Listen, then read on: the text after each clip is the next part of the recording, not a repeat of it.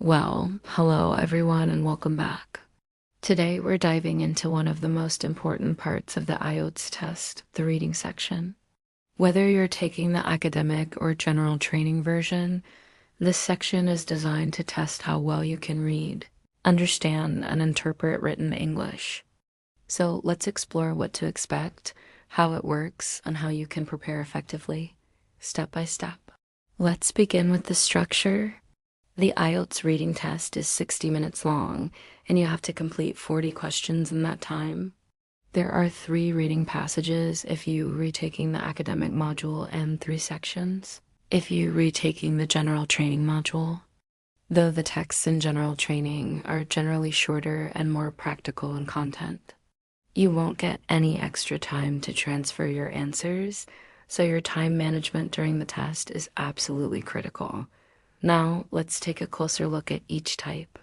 In the academic reading test, the passages are taken from books, journals, magazines, or newspapers. These are real texts, but don't worry. They're selected so that a non-specialist can understand them, even if the topic is unfamiliar. Each passage is followed by a variety of question types, and we'll talk more about those in just a moment. In the general training reading test, Section 1 will include everyday texts like advertisements, timetables, or notices. Section 2 focuses on work-related texts, such as job descriptions, training materials, or company policies. Section 3 is usually one longer and slightly more complex passage on a general topic of interest, similar in difficulty to one of the academic passages. Now let's talk about the kinds of questions you might see. IELTS reading includes a wide variety of question types, and being familiar with all of them is key to a good score. You'll see multiple choice questions, matching headings, true, false, not given, yes, no, not given, matching information, sentence completion, summary completion, table or diagram labeling, and more. Each one tests different skills, like skimming for the main idea, scanning for specific details, understanding the writer's opinion, or identifying the meaning of vocabulary and context. It is important to remember that the answers always appear in order in the text for most question types, but not all. For example, with matching headings or matching people with opinions, the information may be scattered throughout the passage.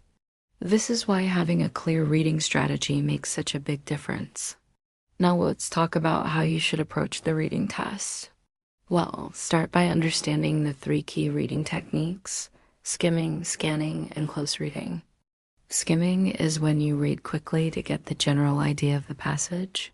This helps you answer questions about the main point or match headings to paragraphs.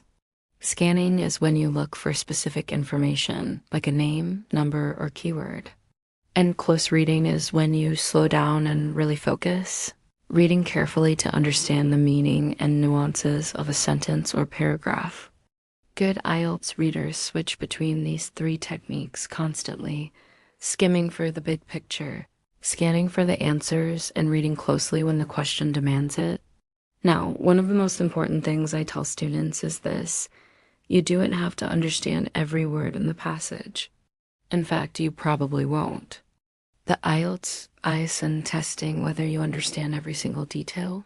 It's testing whether you can locate information quickly, understand the general and specific meanings, and identify the writer's tone or attitude.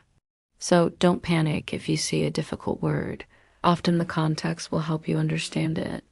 And sometimes it's not even important to answering the question. Let's talk about time management. You have 60 minutes and 40 questions. That gives you about 20 minutes per passage, but that's just a guideline. Some passages are more challenging than others, so it's okay to spend a little more time on one and a bit less on another. What's important is to keep moving. Don't get stuck on one question for too long. If you're unsure, make your best guess, mark it, and come back if you have time. And here's a key point: always write your answers directly on the answer sheet. Unlike the listening test, there's no extra time to transfer answers. So be neat, be careful with spelling, and always follow the instructions. If it says nitrogen monoxide more than 3 words, don't write 4. Now, in terms of preparation, reading widely is essential. Academic students should read a mix of articles from science and history to social issues, even if the topic doesn't interest you. Practice understanding unfamiliar vocabulary from context. General training students should focus more on practical reading, like instruction manuals, job ads, and notices. But don't skip practicing with longer passages too. You can also build skills by reading with a purpose. Choose a short article and time yourself as you skim it. Then scan for names, dates, or facts. Then read one paragraph slowly and try to summarize it in your own words. These simple habits, when done regularly, make a big difference. And finally, practice with real IELTS materials. Get used to the format, the pressure, and the pacing. The more familiar you are with the test, the more confident you'll feel on test day. So to wrap it all up, the IELTS reading section is challenging, but it's also very learnable. With the right strategy, daily reading practice, and a smart use of time, you can absolutely achieve a strong score. Keep practicing, stay curious, and most of all, read with intention. The more you engage with the language, the more natural it becomes. I believe in you, and you're more ready than you think. Thanks for learning with me today. Until next time, keep reading, keep growing, and keep aiming high.